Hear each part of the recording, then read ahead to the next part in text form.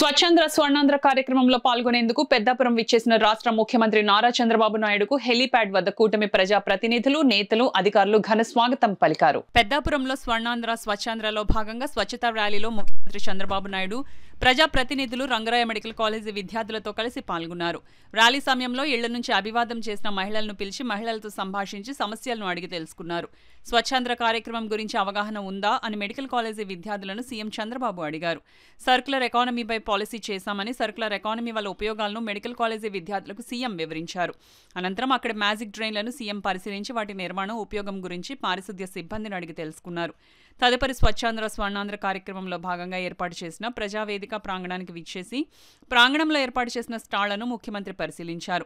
రీసైక్లింగ్లో భాగంగా చేపడుతున్న ఉత్పత్తుల గురించి ఆరా తీశారు. రీసైక్లింగ్ ఉత్పత్తులు చేసే కంపెనీలను సర్కులర్ ఎకానమీలో భాగంగా ప్రోత్సహించాలని సూచించారు. ఈ సందర్భంగా ఏర్పాటు చేసిన సభలో ముఖ్యమంత్రి చంద్రబాబు నాయుడు ప్రసంగించారు. ఈ కార్యక్రమంలో కాకినాడ జిల్లా ఇన్ఛార్జ్ మంత్రి, పురపాలక శాఖ మంత్రి పి నారాయణ, కార్మిక శాఖ మంత్రి వి సుభాష్, ఎమ్మెల్యే నిమ్మకాయల చినరాజప్ప, రాజ్యసభ సభ్యులు సానా సతీష్ బాబు, కాకినాడ లోక్సభ సభ్యులు తంగిళ్ల ఉదయ్ శ్రీనివాస్, కాకినాడ జిల్లా స్పెషల్ ఆఫీసర్ జి వీరపాండ్యన్, జిల్లా కలెక్టర్ షణ్మోహన్ సెగిలి, ఎస్పీ జి బిందు మాధవ్, ప్రభుత్వ విప్లు, తుని ఎమ్మెల్యేలు యనమల దివ్య, ముమ్మిడివరం ఎమ్మెల్యే డి సుబ్బరాజు, ఎమ్మెల్సీలు పేరబత్తుల రాజశేఖరం, కరి పద్మశ్రీ, ఎమ్మెల్యేలు జ్యోతుల నెహ్రూ, వనమాడి కొండబాబు, వి సత్యప్రభ, పంతం నానాజీ, ఎన్ రామకృష్ణారెడ్డి, పిఠాపురం మాజీ ఎమ్మెల్యే ఎస్వీఎస్ఎన్ వర్మ, రాష్ట్ర civil supplies corporation chairman T Sudheer, DCCB chairman Tummala Ramaswamy, మాజీ మంత్రి చిక్కాల రామచంద్రరావు, మాజీ జెడ్పీ చైర్మన్ జ్యోతుల నవీన్, మాజీ మున్సిపల్ చైర్మన్ రాజా సూరిబాబు, రాజు తదితరులు పాల్గొన్నారు.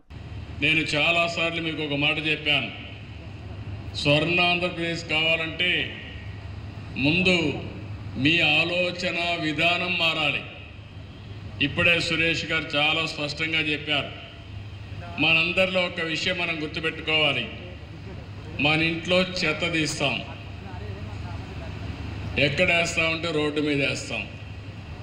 అంటే ఇల్లు మంది, ఆ రోడ్డు మాత్రం మంది కాదు. అక్కడి నుంచి ఆ ఇంట్లో రోడ్డు మీద ఉండే చెత్త అంతా కుళ్ళి మళ్ళీ ఆ వాసన రూపాన మీ ఇంటికే వస్తుంది.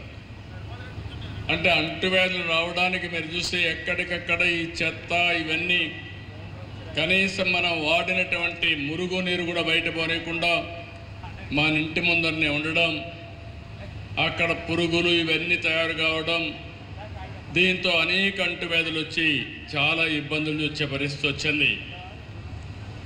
పోయిన గవర్నమెంట్ మీరు చూశారు, చెత్త మీద పన్నేశారు కానీ చెత్త కూడా తీలే. మామూలుగా 85 లక్షల మెట్రిక్ టన్నులు చెత్త అన్ని టౌన్స్లో పరేసి మున్సిపాలిటీని చెత్త చేసి వదిలిపెట్టారు. ఈరోజు ఈ ప్రభుత్వం ఒకటే ఆలోచించాం, మా మంత్రి చెప్పాను, మా డిపార్ట్మెంట్ చెప్పాను, అక్టోబర్ 2వ తారీఖు నాటికి 85 లక్షల చెత్త చెదారం ఏదైతే మున్సిపాలిటీస్లో ఉందో అన్ని క్లీన్ చేసే బాధ్యత వాళ్ళకి అప్పచెప్పాం. తప్పకుండా 100% జయప్రదం అవుతుందని చెప్పి మీ అందరికీ హామీ ఇస్తున్నా.